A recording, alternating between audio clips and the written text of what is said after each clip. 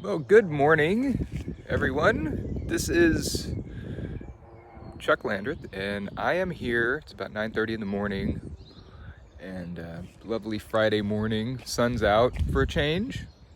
I'm here near LittleWenham, and I am going to do a short tour of the All Saints Church here. And it's a very old church. Now this I would love to be able to get into, but unfortunately it says private residence. There's an incredibly old, one of the oldest brick buildings in England, I think, is back there. This home, but it says private residence, so I'm not gonna venture any further there. So I thought I'd come back, kind of give you the full experience going up this bridleway. It's not, excuse me, it's not accessible by vehicle. Well, I guess so if you got a off-road vehicle, but I think it's for farm use only at any rate. So I'm gonna flip you around. Just walking along the path that leads up to the church here. Bridleway. It's a very old barn, a Tudor barn. See, you can see the two doors right there. Tudor barn. And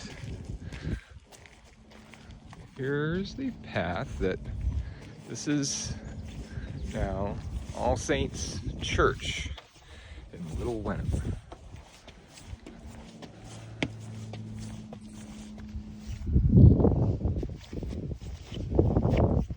You can see this is Flint Rock Church. Just get a nice shot of the exterior here.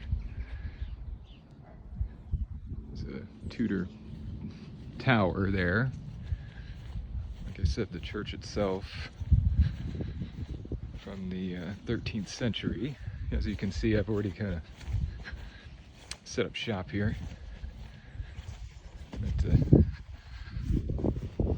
leave it a little bit neater than this, but rode up here on my trusty steed.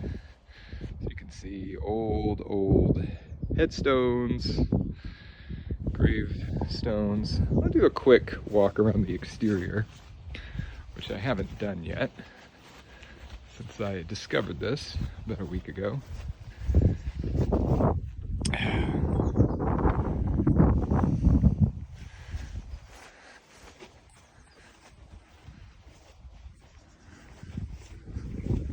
Get kind of an idea. You can see the that window is now boarded up. There's no glass in it. And I'm not even going to attempt to read these, but as you can see, they're quite weathered. So here is the exterior.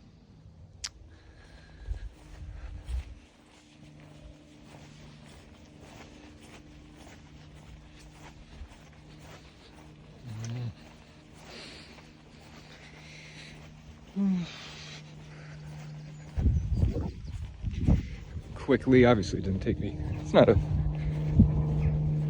quite a modest church. It didn't take me long to walk around it.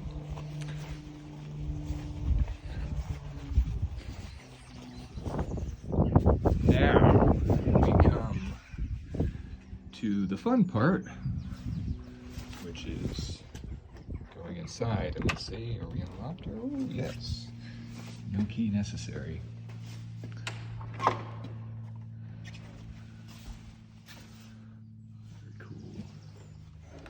So, give you a quick look, quick once around. That ceiling, all those wood beams, light pouring through. There's your baptistry right there, quite weathered.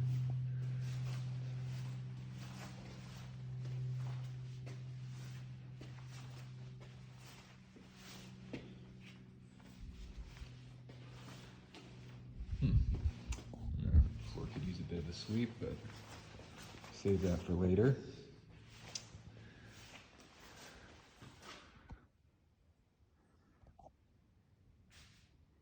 Pray without ceasing.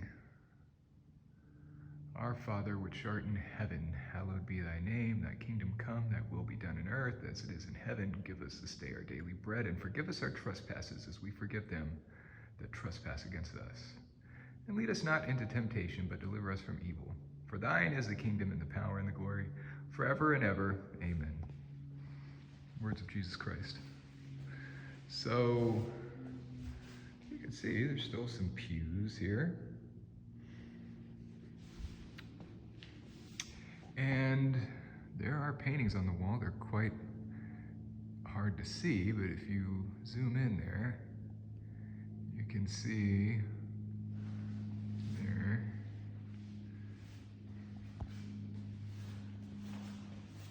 Oh, this I wanted to show. Look at this. Now that glass is still intact. Look at that beautiful, beautiful window.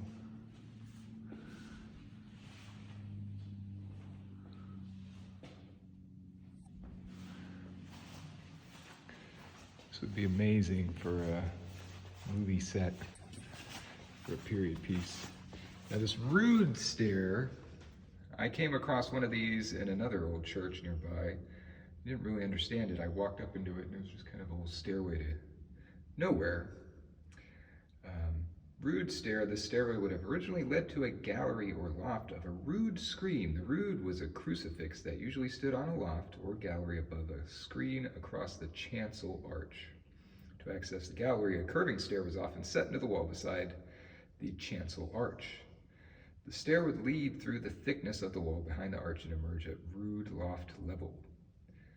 Many rood screens were destroyed during the Reformation, so you frequently see the upper exit of the stair as an orphan doorway opening beside the chancel arch, seemingly leading nowhere, like I said. So I guess you can have, thank reformers for that, but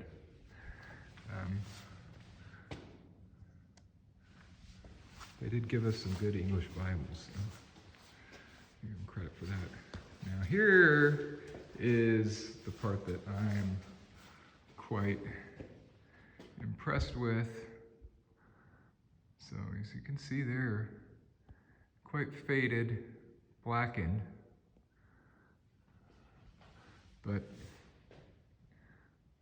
still visible. Could do with some restoration work. Now this thing on the floor, look at that. Look at that.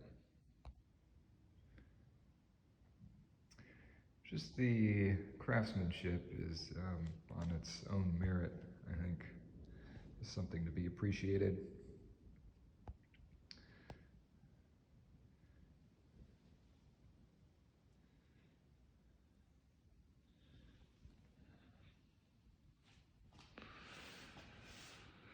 Excuse my camera work. I'm a bit of an amateur when it comes to this. So this is an effigy of John Bruce. Johannes Bruce. And that's in Latin. Looks like, I believe that's the date of his death, 1585. There's actually, I think on the opposite wall, something I can read here, so memorial plaque that somebody set for him. Let's see.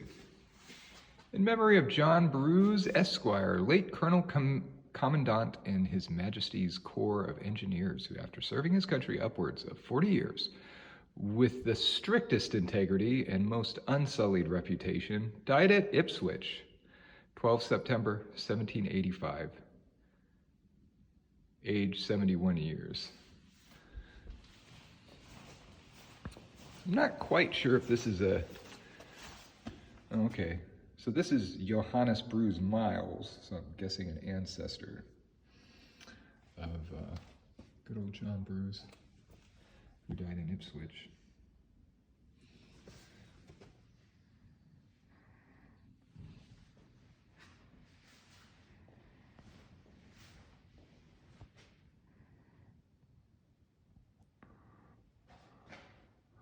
Well, I suppose that's it. I didn't realize that opened. I just stepped right over it. There's some more inscriptions on the floor here, as you can see.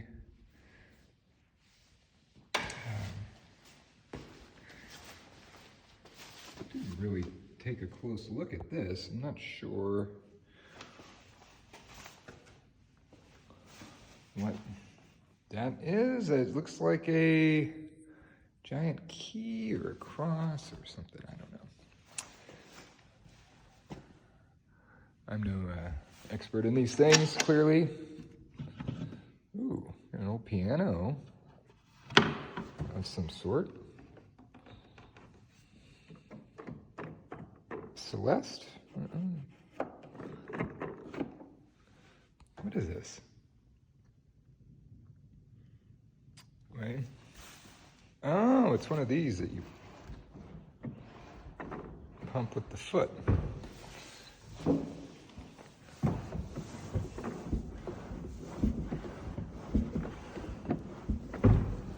Probably shouldn't be. Probably should just leave that alone. Can't help it. I cannot help it. I love old pianos and organs and keyboards and guitars and synthesizers and anything with keys. Excuse me. All right. Well, we must ascend the pulpit here before I leave.